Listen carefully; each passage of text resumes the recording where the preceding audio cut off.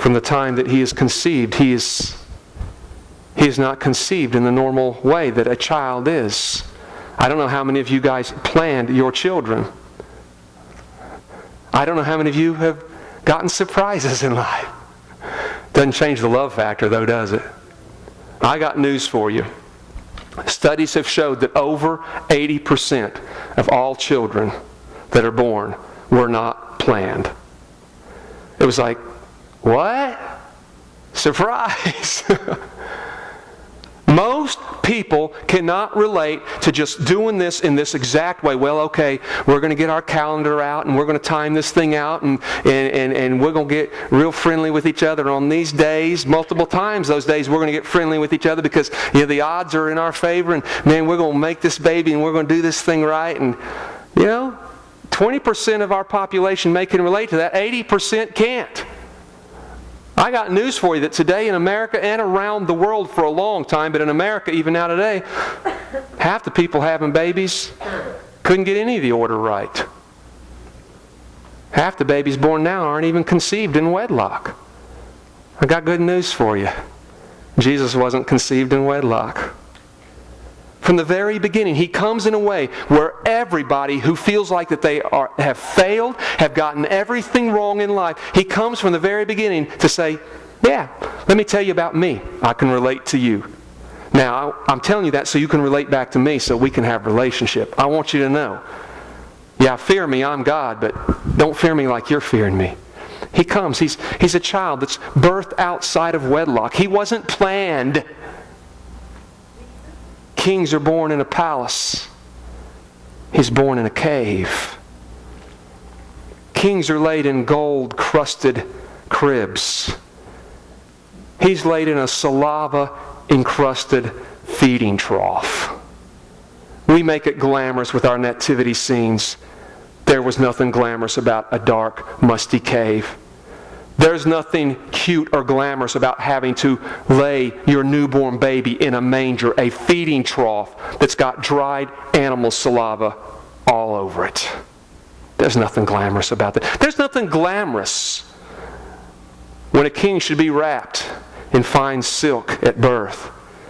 That you're wrapped in what was called swaddling cloth, and historically, most likely, was his earthly daddy Joseph's burial garments that he was carrying with him while traveling, because it was common in Hebrew culture that if you're traveling, to wrap the burial gauze around your waist, have it with you because so many people died in travel. And to continue the journey, they had to be able to wrap you up and carry you on. It was common. There's no proof, but very likely Jesus was swaddled in death clothes from the very beginning. How prophetic is that?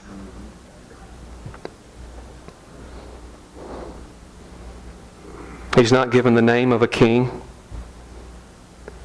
He's given a commoner's name, Yeshua. The derivative was Joshua. It had been carried down through generations, and it had a good meaning, the Lord's salvation. But Joshua was such just an iconic hero in Hebrew culture that half the little boys out there was named after Joshua, Yeshua. And so to name this little boy Yeshua sure didn't make him stand out in a crowd. A commoner's name. He belongs to a mother and an earthly father who have no ties to success. Mary's totally confused about how any of this can happen because she's so young. She has no claim to fame. She has no education. She's done nothing great with her life. And Joseph is a carpenter. No ties to success. He's born and he's not announced by dignitaries of some great kingdom. He's announced by shepherds, the low of the low in Hebrew culture. You can't get a job anywhere else, you go work as a shepherd. God going out of His way to present Himself the extreme opposite that man thought He was. Man says, you're intimidating. He say, no, look, I'm very non-intimidating. We say, you can't relate. He says, oh, but yes, I can relate. At 2 years of age, He's a child on the lamb already. 2 years of age, Herod decrees all the little boys are killed in the province of Judea. And Jesus is 2 years old at this point, and they're still living in Bethlehem. They're living in a house at this point.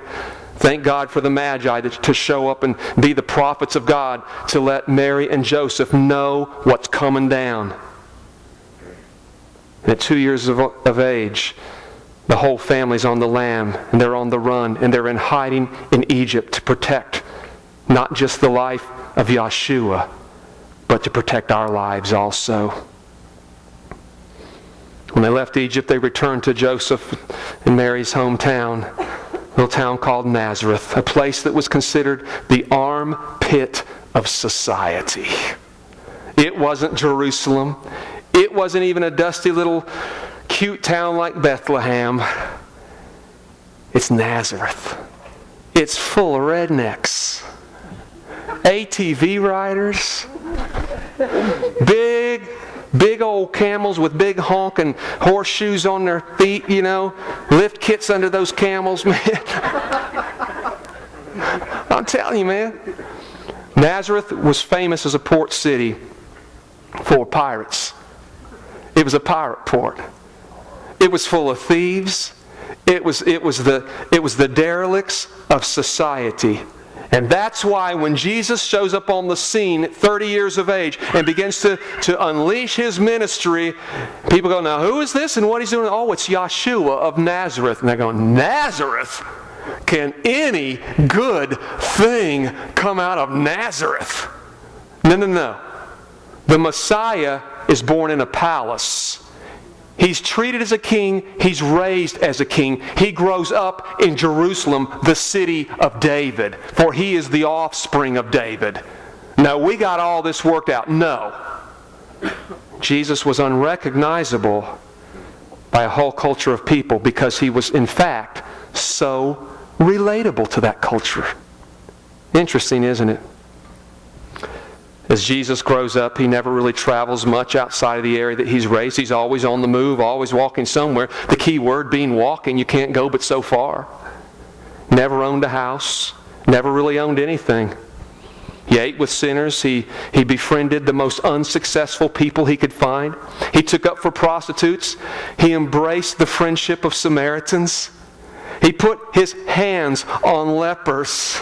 He rescued demoniacs. He hung out with tax collectors. And He was constantly interrupted by the insignificance of life and didn't seem to have a problem with it. People who had no value in Jewish culture, they were always interrupting Jesus' life, and He seemed to be just fine with it. Seemed like they were worth Him stopping and saying, yeah, I can help you. I can heal you. I can raise your son from the dead. I can raise your daughter up. Jesus, in fact, seemed much more comfortable with the poor and the uneducated than He did the other 3% of society. When He did what He finally came to do, He died a commoner's death between two thieves, hung on a cross like a common criminal. Could have called 10,000 angels, but He chose to stay on the cross as humanity, suffer and die like other humans were doing. We glamorize the cross and we crust it in gold and we hang it around our necks. Let me tell you, it wasn't very glamorous in the days of Jesus. It was a humiliating way to die. Naked and stretched out on a cross. It was the most humiliating death that mankind has ever publicly suffered. God, coming to us as one of us, going out of His way to define who He really is, so we can relate to Him and we can believe He can relate back to us so that we together can have relationship.